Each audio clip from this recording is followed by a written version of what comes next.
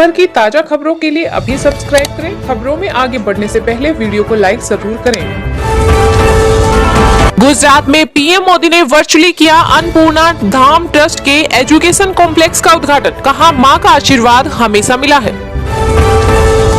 America के रक्षा विभाग के मुख्यालय पेंटागन में रक्षा मंत्री राजनाथ सिंह का हुआ जोरदार स्वागत। अमेरिकी सैनिकों ने बजाई जन गण मन की धुन।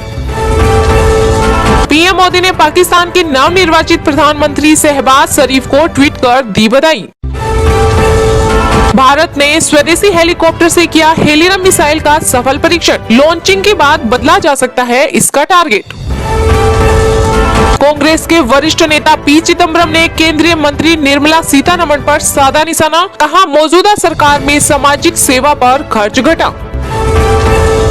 विदेश मंत्री एस जयशंकर ने किया बड़ा दावा। कहा, वैश्विक भलाई के लिए ताकत के रूप में उभरा है क्वाड ग्रुप। अमेरिका में रक्षा मंत्री राजनाथ सिंह ने किया बड़ा दावा। कहा, रूस की वजह से खराब नहीं होंगे भारत और अमेरिका के आपसी रिश्ते। पाकिस्तान के नए पीएम शहबाज शरीफ ने पीएम मोदी को दिया धन्यवाद। कहा, भारत से चाहते हैं बेहतर रिश्ते और सुलझाना चाहते हैं विवाद। कांग्रेस के पूर्व अध्यक्ष राहुल गांधी ने बीजेपी पर साधा निशाना। कहा, महंगाई और बेरोजगारी पर बुलडोजर चलना चाहिए, लेकिन भाजपा के बुलडोजर पर नफरत सवार है। महाराष्ट्र के गृह मंत्री दिलीप वलसे पाटिल ने किया दावा। कहा, हम केंद्र से किरीट सोमैया का पता ठिकाना पूछेंगे।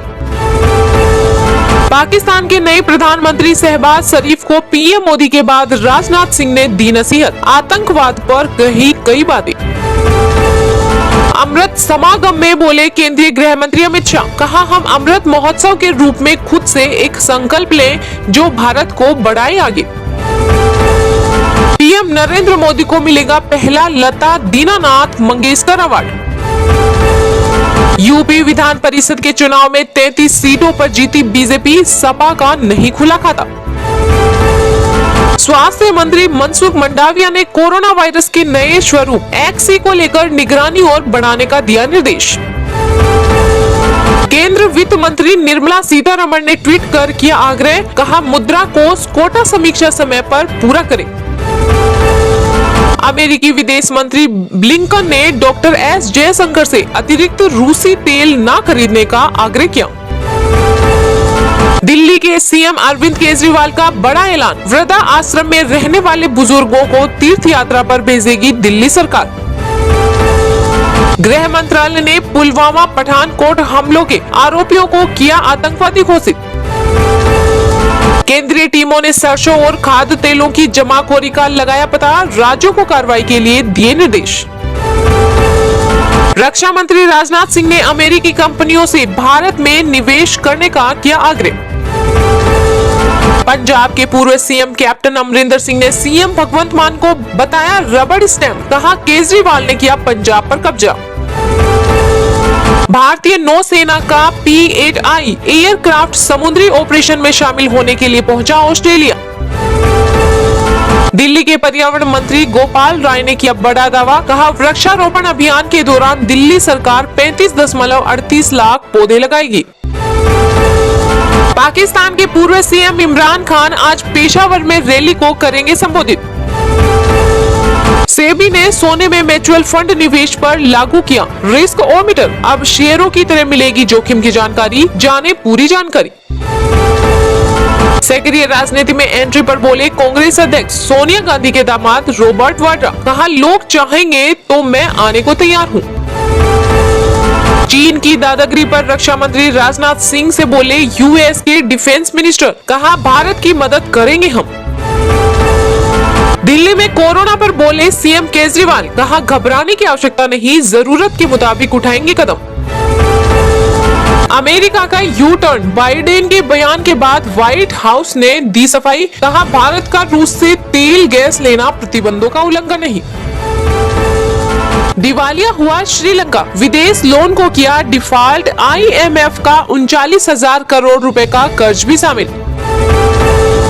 AIMIM के चीफ असदुद्दीन ओवैसी ने मध्य प्रदेश के सीएम शिवराज सिंह पर साधा निशाना। कहा, आज सरकार है कल नहीं होगी। यूपी में एमएलसी के चुनाव में बीजेपी जीत होने पर डिप्टी सीएम केशव प्रसाद मौर्य ने कसा सपा पर तंज, कहा सपा समाप्तवादी पार्टी। उत्तर प्रदेश चुनाव में जीत के बाद बीजेपी मोदी से मिले योगी आदित्यनाथ, राज्य के विकास पर की गई चर्चा।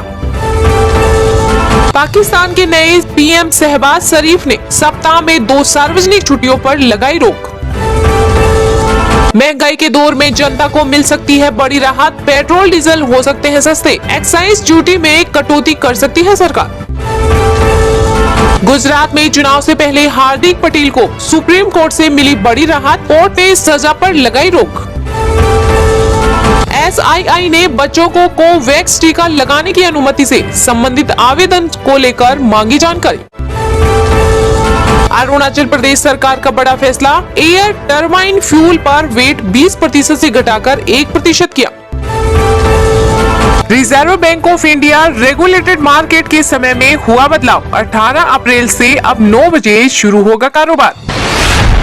गुजरात में पीएम मोदी ने वर्चुअली किया अन्नपूर्णा धाम ट्रस्ट के एजुकेशन कॉम्प्लेक्स का उद्घाटन, कहा मां का आशीर्वाद हमेशा मिला है। पीएम मोदी वीडियो कॉन्फ्रेंसिंग के माध्यम से गुजरात के अडालज में श्री अन्नपूर्णा धाम ट्रस्ट के छात्रावास और शिक्षा परिषद के उद्घाटन कार्यक्रम में शामिल हुए हैं। इस मौके पर उन्होंने कहा कि मां अन्नपूर्णा के इस पावन धाम में आस्था, अध्यात्म और सामाजिक दायित्व से जुड़े बड़े अनुष्ठानों से जुड़ने का मुझे अवसर मिलता रहता है। मां के आशीर्वाद से मुझे हर बार किसी न किसी तरह से आपके बीच रहने का मौका मिला है। उन्होंने कहा कि समृद्धि और धन धान्य की देवी मां अन्नपूर्णा के प्रति हमारी अगाध आस्था रही है। पाटीदार समाज तो धरती माता से सीधा जुड़ा रहा है। पीएम मोदी ने अपने संबोधन में आगे कहा कि पोषण और आरोग्य के क्षेत्र में गुजरात का स्वभाव रहा है कि जिसकी जितनी ताकत रही है वह समाज के लिए कुछ न कुछ सामाजिक दायित्व जरूर निभाता है। उसमें पाटीदार समाज भी कभी पीछे नहीं रहता है। अन्नपूर्णा धाम न्यास में शिक्षण परिसर और छात्रावास में 150 कमरे और यहाँ 600 छात्रों के रहने और खाने सहित अन्य सुविधाएं होंगी। अन्य सुविधाओं में संघ लोक सेवा आयोग और गुजरात लोक सेवा आयोग की परीक्षाओं के लिए प्रशिक्षण केंद्र, ई लाइब्रेरी,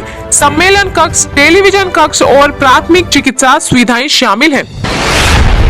अमेरिका में रक्षा मंत्री राजनाथ सिंह ने किया बड़ा दावा, कहा रूस की वजह से खराब नहीं होंगे भारत और अमेरिका के आपसी रिश्ते। रूस और यूक्रेन के बीच जारी जंग के इतर भारत और अमेरिका लगातार संपर्क में बने हुए हैं। अभी अमेरिका में दोनों देशों के बीच 2+2 मंत्री स्तरीय वार्ता हुई और वार्ता के बाद राजनाथ सिंह ने कहा कि अमेरिका इस बात से अवगत है कि भारत और रूस स्वाभाविक सहयोगी हैं और स्थिर संबंधों से जुड़े हुए हैं। साथ ही भारत किसी तीसरे देश के साथ अपने संबंधों को अमेरिका मूल राष्ट्रीय हितों को देखते हुए प्रतिकूल प्रभाव डालने की अनुमति नहीं देगा। राजनाथ सिंह ने भारत की राष्ट्रीय सुरक्षा तैयारियों पर यूक्रेन में जारी युद्ध की वजह से पड़ने वाले किसी भी प्रभाव से इनकार किया है। उन्होंने कहा कि इस पर मैं सहमत नहीं हूं कि हमारी राष्ट्रीय सुरक्षा के लिए कोई समस्या होगी। भारत एक कमजोर देश नहीं है। भारत के पास यह सुनिश्चित करने की क्षमता है कि अगर कोई समस्या आती है तो वह उनसे निपट सकता है। लेकिन जहां तक रूस और यूक्रेन का संबंध है, हम चाहते हैं कि शांति स्थापित हो। Reserve bank of India regulated market के समय में हुआ बदलाव, 18 अप्रैल से अब 9 बजे शुरू होगा कारोबार। पिछले सप्ताह हुई मॉनिटरिंग पॉलिसी कमेटी की बैठक में रिजर्व बैंक ऑफ इंडिया ने कहा था कि उसकी तरफ से रेगुलेटेड मार्केट की टाइमिंग में बदलाव किया जा रहा है। 18 अप्रैल से रिजर्व बैंक की तरफ से रेगुलेटेड सभी मार्केट की टाइमिंग 10 बजे से घटाकर 9 बजे करने का ऐलान किया गया है। कोरोना के कारण रिजर्व बैंक ने 7 अप्रैल 2020 को अलग अलग मार्केट के लिए ट्रेडिंग के समय में बदलाव किया था। आरबीआई ने कहा कि लोगों की आवाजाही पर लगी पाबंदियां काफी हद तक खत्म हो जाने और दफ्तरों में कामकाज सामान्य होने के मद्देनजर फाइनेंशियल मार्केट में कारोबार सुबह 9 बजे से दोपहर 3:30 बजे तक चलेगा। विदेशी मुद्रा विनिमय बाजार और सरकारी प्रतिभूतियों में लेन देन अब बदले हुए समय के साथ ही हो पाएगा। अपने देश में फाइनेंशियल मार्केट का रेगुलेटर रिजर्व बैंक है, जबकि मनी मार्केट यानी शेयर बाजार का रेगुलेटर SEBI है। Reserve bank government securities market, commercial paper market, repo corporate bonds, treasury bills, foreign currency market, forex derivatives, रूसी इंटरेस्ट रेट डेरिवेटिव्स जैसे market का रेगुलेटर है।